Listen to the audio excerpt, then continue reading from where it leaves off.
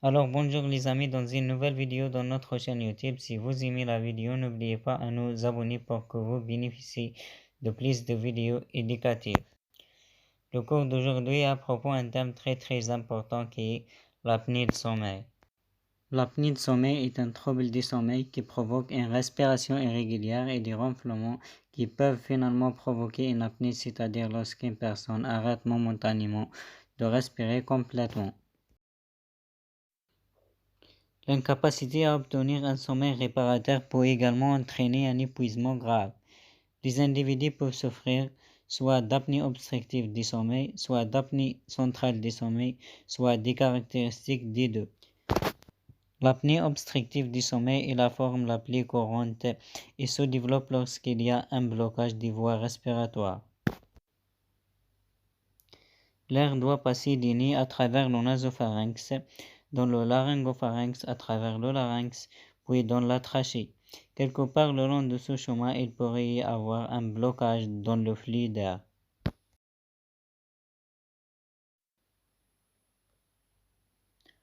Les allergies peuvent provoquer un gonflement des tissus du nasopharynx, ou il peut y avoir des glandes adénoïdes ou des amygdales enflées à cause d'une infection. Il peut y avoir une supraocclusion grave qui tire la mâchoire vers l'arrière et bloque les voies respiratoires. Chez les personnes en surpoids, il peut y avoir trop de poids dans les tissus médicaux, ce qui peut alourdir les voies respiratoires, en particulier lorsqu'une personne est allongée. Ces problèmes sont plus évidents la nuit car les changements hormonaux la nuit font que les muscles autour des voies respiratoires deviennent légèrement moins raides pendant le sommeil. Cela signifie qu'ils sont moins capables de garder les voies respiratoires ouvertes, ce qui les rend plus susceptibles d'être un peu écrasés ou obstrués.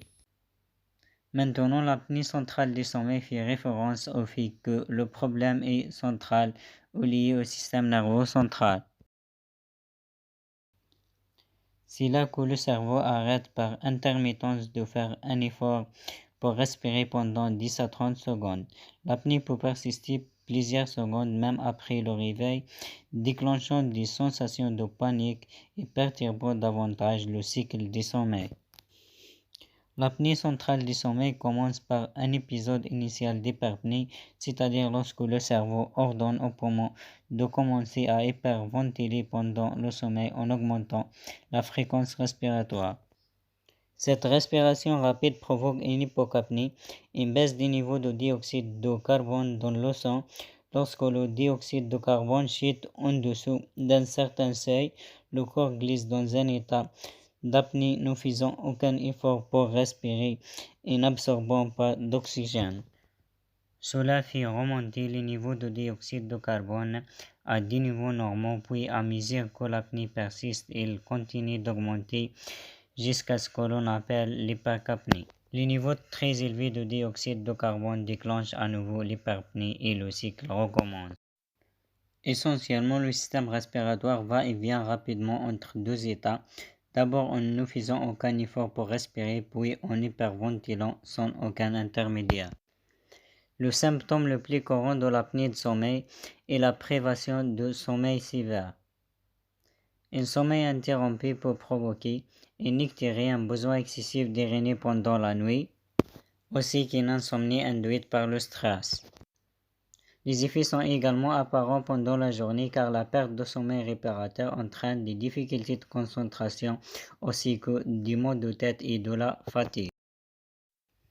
Les épisodes apniques sont généralement précédés de ronflements bruyants qui peuvent également interrompre le sommeil d'autres personnes. L'apnée de sommeil seule est rarement mortelle, mais elle peut aggraver d'autres problèmes de santé.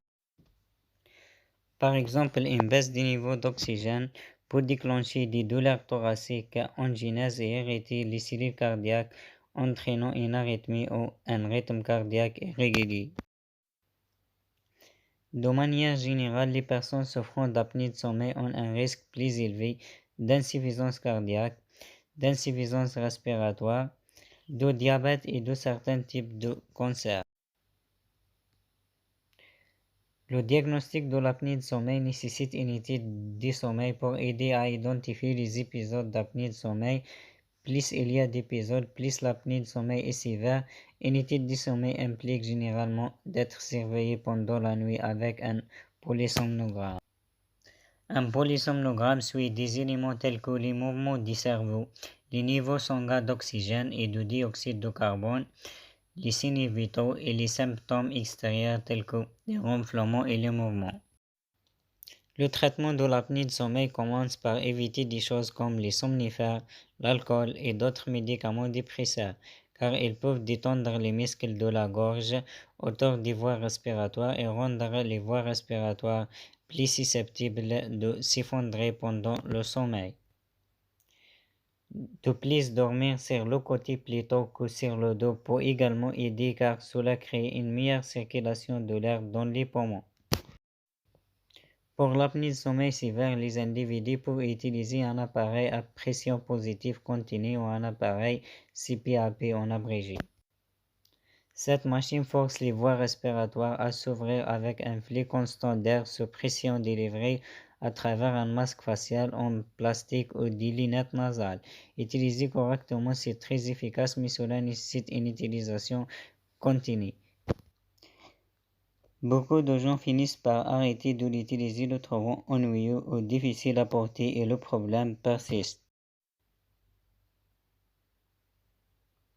Certaines personnes souffrant d'apnée obstructive du sommeil peuvent bénéficier d'un barbecue sur mesure qu'aide à améliorer la circulation de l'air pendant le sommeil.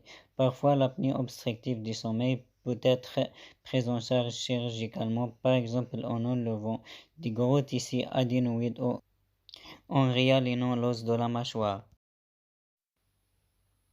Cependant, les procédés peuvent être compliqués car l'anesthésie et le gonflement chirurgical peuvent tous deux aggraver l'apnée de sommeil à court terme.